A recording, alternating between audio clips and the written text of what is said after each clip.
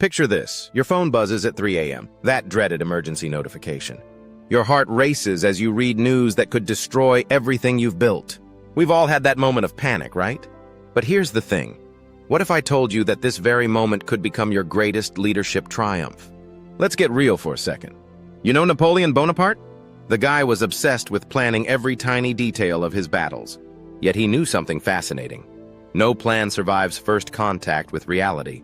Kind of like how no business strategy survives first contact with a market crash, or how no project plan survives first contact with, well, Monday morning. Mike Tyson said it best. Your best strategy goes out of the window when you get punched in the face.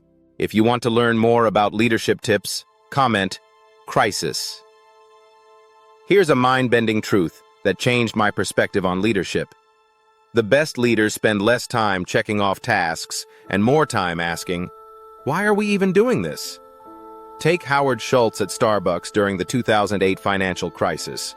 While everyone else was frantically cutting costs, he did something that seemed crazy at the time. He shut down 7,100 stores to retrain baristas. People thought he'd lost his mind. But guess what? That crazy move saved Starbucks' soul and their bottom line. You know what's wild?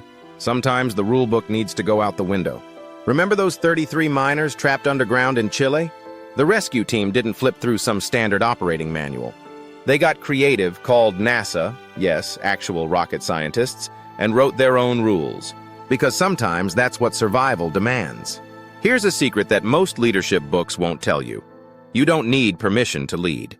Gandhi didn't wait for someone to hand him a professional revolutionary certificate.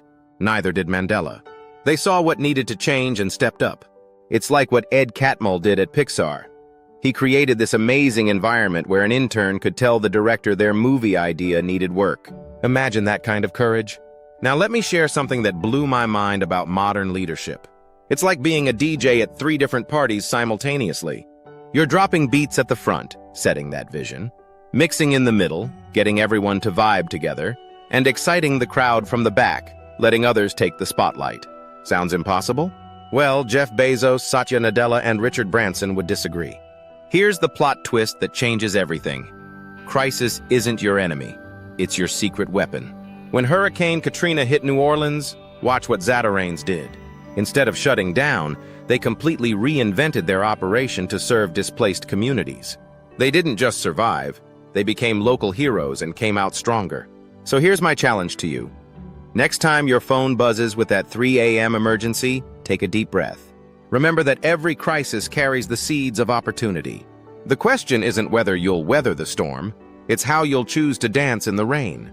Think about it. What's your 3 a.m. game plan? How will you turn your next crisis into your defining moment? Because let's be honest, in today's world, it's not if a crisis will hit, it's when. The best part? You don't need to have all the answers right now. Great leadership isn't about knowing everything, it's about being ready to learn anything. It's about having the courage to ask tough questions and the wisdom to listen to unexpected answers.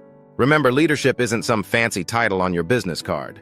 It's what happens when everyone else is frozen in fear, and you take that first bold step forward. So what's your next step going to be?